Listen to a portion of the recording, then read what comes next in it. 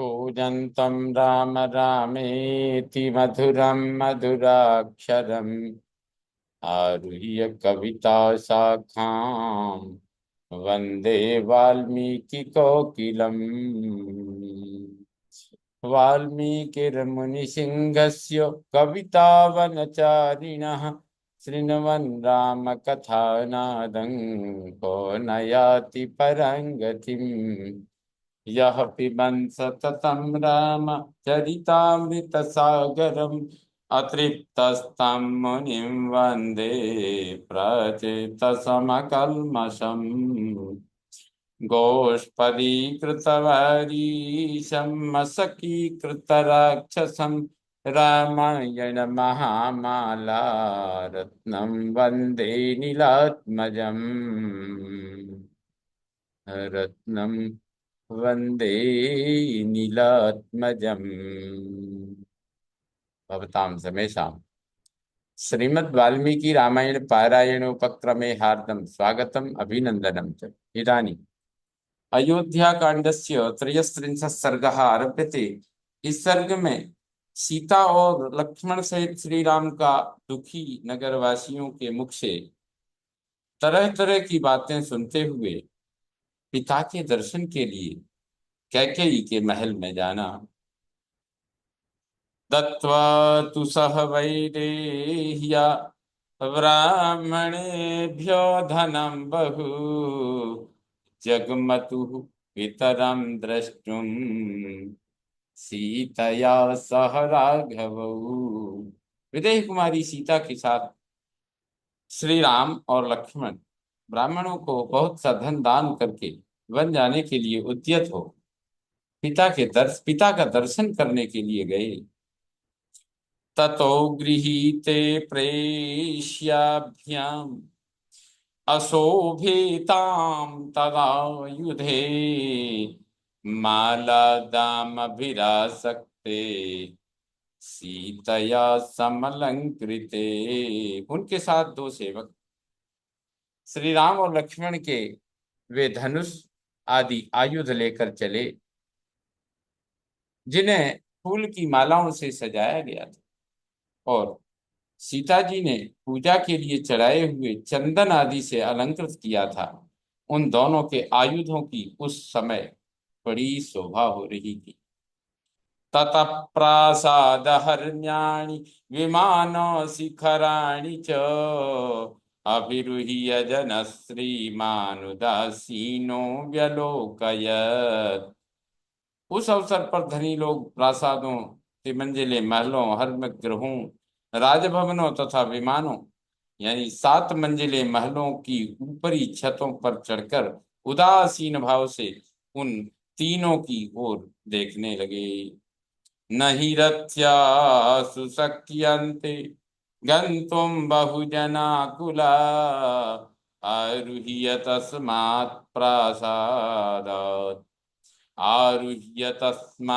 प्रासादात् दीना पश्यन्ति राघवम्।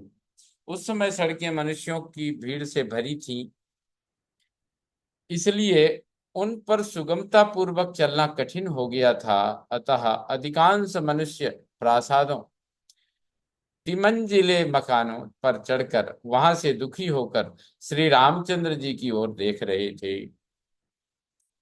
पदातिं सानुजं दृष्ट्वा ससीतं च जनास्तदा ऊचुर्बहुजना वाचः शोकोपहत चेतसः। श्री राम को अपने छोटे भाई लक्ष्मण और पत्नी सीता के साथ पैदल जाते देख बहुत से मनुष्यों का हृदय शोक से व्याकुल हो उठा। वे खेद पूर्वक कहने लगे, यम यान्तमनुयाय यम यान्तमनुयाति स्म चतुरंग बलम महत् तमेकं सीतया सार्धम अनुयाति स्म लक्ष्मणः। है यात्रा के समय जिनके पीछे विशाल चतुरंगिणी सेना चलती थी, वे ही श्री राम आज अकेले जा रहे और उनके पीछे सीता के साथ लक्ष्मण चल रहे हैं। ऐश्वर्यस्य रसज्ञः सन् कामानां चाकरो महान् नेच्छत्येवानृतं कर्तुं वचनम धर्म गौरवात्। जो ऐश्वर्य के सुख का अनुभव करने वाले तथा भोग्य वस्तुओं के महान भंडार थे, जहां सबकी कामनाएं पूर्ण होती थीं, वे ही श्री राम आज धर्म का गौरव रखने के लिए पिता की बात झूठी करना नहीं चाहते हैं। या न शक्या पुरा द्रष्टुम भूतैराकाशगैरपि तामद्य सीतां पश्यन्ति राजमार्गगता जनाः। ओ, पहले जिसे आकाश में विचरने वाले प्राणी भी नहीं देख पाते थे, उसी सीता को इस समय सड़कों पर खड़े हुए लोग देख रहे हैं। अंगरागोचितां सीतां रक्तचंदन सेविनीं वर्षमुष्णं च शीतं च नेष्यत्याशु विवर्णताम्। सीता अंगराग सेवन के योग्य है, लाल चंदन का सेवन करने वाली है। अब वर्षा, गर्मी और सर्दी शीघ्र ही इनके अंगों की कांति फीकी कर देगी। अद्य नूनं दशरथः सत्त्वमाविश्य भाषते नहि राजा प्रियं पुत्रं विभाषयितुमर्हति। निश्चय ही आज राजा दशरथ किसी पिशाच के आवेश में पड़कर अनुचित बात कह रहे हैं, क्योंकि अपनी स्वाभाविक स्थिति में रहने वाला कोई भी राजा अपने प्यारे पुत्र को घर से निकाल नहीं सकता। निर्गुणस्यापि पुत्रस्य कथं स्याद् विनिवासनम् किं पुनर्यस्य लोकोऽयं जितिवृत्तेन केवलम् किं पुनर्यस्य लोकोऽयं जितो वृत्तेन केवलम्। पुत्र यदि गुणहीन हो तो भी उसे घर से निकाल देने का साहस कैसे हो सकता है? फिर जिसके केवल चरित्र से ही यह सारा संसार वशीभूत हो जाता है, उसको वनवास देने की तो बात ही कैसे की जा सकती है? आनुशंस्यमनुक्रोश श्रुतम शीलम दमः समः राघवेशो भयन्त्येते षड्गुणा पुरुषर्षभम्। क्रूरता का अभाव, दया, विद्या, शील, दम, इंद्रिय संयम और सम मनोनिग्रह, ये 6 गुण नरश्रेष्ठ श्री राम को सदा ही सुशोभित करते हैं। तस्मात् तस्योपघातेन प्रजा परम पीडिता औदकानीव सत्वानि ग्रीष्मे सलिल संक्षयात्। अतः इनके ऊपर आघात करने, इनके राज्याभिषेक में विघ्न डालने से प्रजा को उसी तरह महान क्लेश पहुंचा है, जैसे गर्मी में जलाशय का पानी सूख जाने से उसके भीतर रहने वाले जीव तड़पने लगते हैं। पीडया पीडितं सर्वं जगदस्य जगत्पतेः मूलस्येवोपघातेन वृक्षः पुष्पफलोपगः। इन जगदीश्वर श्री राम की व्यथा से संपूर्ण जगत व्यथित हो उठा है। जैसे जड़ काट देने से पुष्प और फल सहित सारा वृक्ष सूख जाता है। मूलम ह्येष मनुष्याणाम धर्मसारो महाद्युति पुष्पम फलम च पत्रं च शाखाश्चास्यो शाखाश्चास्येतरे जनाः। ये महान तेजस्वी श्री राम संपूर्ण मनुष्यों के मूल है, धर्महीन का बल है। जगत के दूसरे प्राणी पत्र, पुष्प, फल और शाखाएं हैं। ते लक्ष्मण इव क्षिप्रम सपत्न्यः सह बांधवा गच्छन्तमनुगच्छामो ये न गच्छन्ति राघवः। अतः हम लोग भी लक्ष्मण की भांति पत्नी और बंधु बांधवों के साथ शीघ्र ही इन जाने वाले श्री राम के ही पीछे पीछे चलते हैं। जिस मार्ग से श्री रघुनाथ जी जा रहे हैं उसी का हम भी अनुसरण करें। उद्यानानि परित्यज्य क्षेत्राणि च गृहाणि च एक दुःख सुखारामम् अनुगच्छाम धार्मिकम्। बाग बगीचे, घर द्वार और खेती बाड़ी सब छोड़कर धर्मात्मा श्री राम का अनुगमन करें, इनके दुख सुख के साथी बने। समुद्धृत निधानानि परिध्वस्ताजिराणि च उपात्त धन धान्यानि हतसाराणि सर्वशः रजसाभ्यवकीर्णानि परित्यक्तानि दैवतैः मूषकैः परिधावद्भिः उद्विलैरावृतानि च अपेतोदकधूमानि हीनसम्मार्जनानि च दुष्कालेनेव भग्नानि भिन्नभाजनवन्ति च अस्मत्यक्तानि कैकेयी वेश्मानि प्रतिपद्यताम्। हम अपने घरों की गड़ी हुई निधि निकालें, आंगन की फर्श खोद डालें, सारा धन धान्य साथ ले लें, सारी आवश्यक वस्तुएं हटा लें, इनमें चारों ओर धूल भर जाए, देवता इन घरों को छोड़कर भाग जाएं, चूहे बिल से बाहर निकलकर इनमें चारों ओर दौड़ लगाने लगें और उनसे ये भर जाएं। इनमें ना कभी आग जले, न पानी रहे और न झाड़ू ही लगे। यहाँ बलि वैश्वदेव यज्ञ बलि वैश्वदेव यज्ञ मंत्र पाठ होम और जप बंद हो जाएं, मानो बड़ा भारी अकाल पड़ गया हो। इस प्रकार ये सारे घर बह ढह जाएं, इनमें टूटे बर्तन बिखरे पड़े हों और हम सदा के लिए इन्हें छोड़ दें। ऐसी दशा में इन घरों पर कैकेयी आकर अधिकार कर ले। वनम नगरमेवास्तु येन गच्छति राघवः अस्माभिश्च परित्यक्तं पुरं संपद्यतां वनम।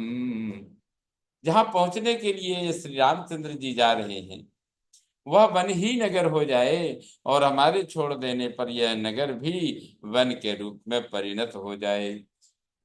बिलानि दंष्ट्रिणः सर्वे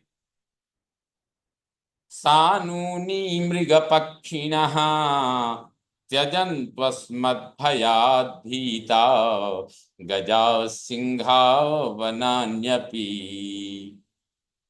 वन में हम लोगों के भय से सांप अपने बिल छोड़कर भाग जाएं, पर्वत पर रहने वाले मृग और पक्षी उसके शिखरों को छोड़ दें तथा हाथी और सिंह भी उन वनों को त्याग कर दूर चले जाएं।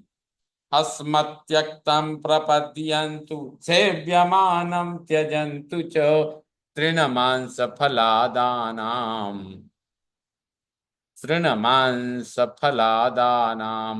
देशं व्यालमृगद्विजम् प्रपद्यतां हि कैकेयी सपुत्रा सह बान्धवै राघवेन वयं सर्वे वने वत्स्याम निर्वृताः।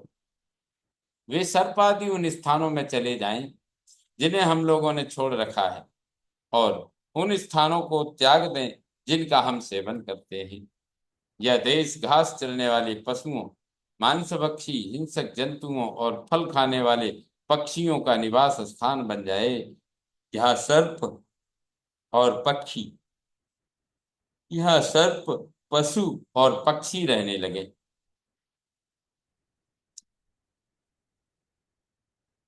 इस दशा में पुत्र और बंधु बांधवों से केकई इसे अपने अधीन अधिकार में कर ले। हम सब लोग वन में श्री रघुनाथ जी के साथ बड़े आनंद से रहेंगे।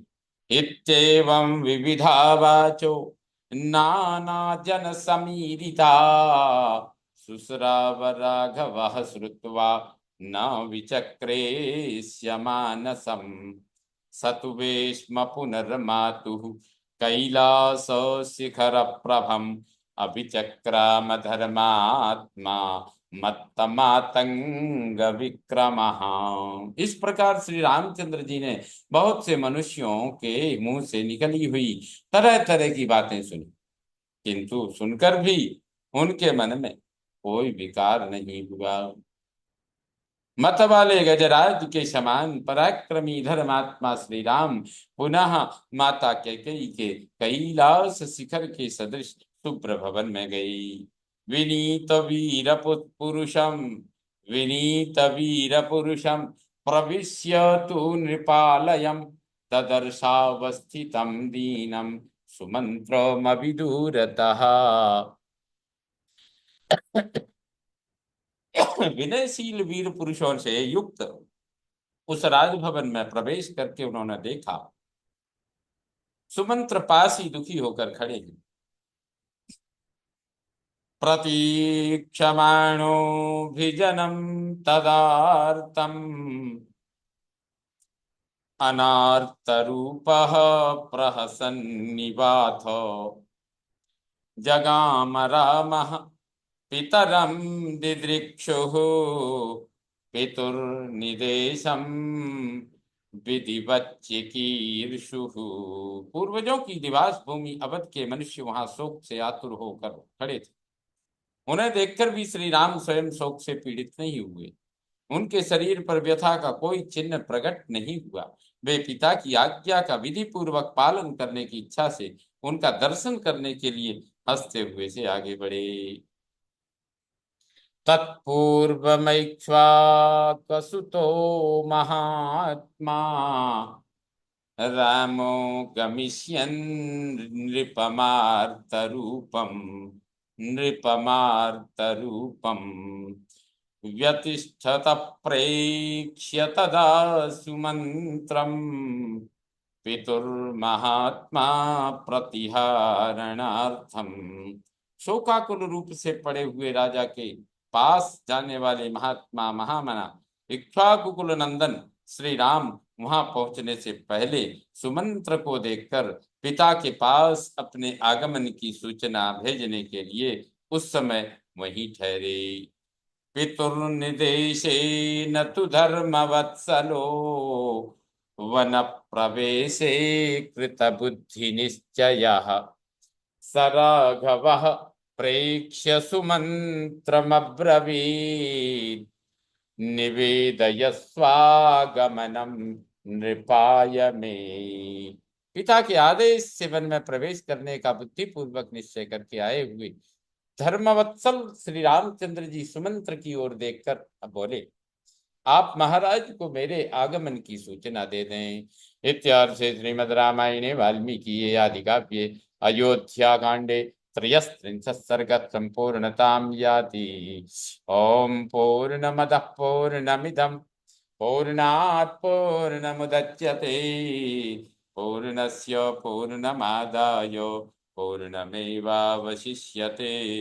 ओम शांति शांति शांति। सर्वे भवन्तु सुखिनः सर्वे सन्तु निरामया सर्वे भद्राणि पश्यन्तु मा कश्चित् दुःखभाग् भवेत्। ओम शांति शांति शांति। श्री रामचंद्रो विजयते तरम्।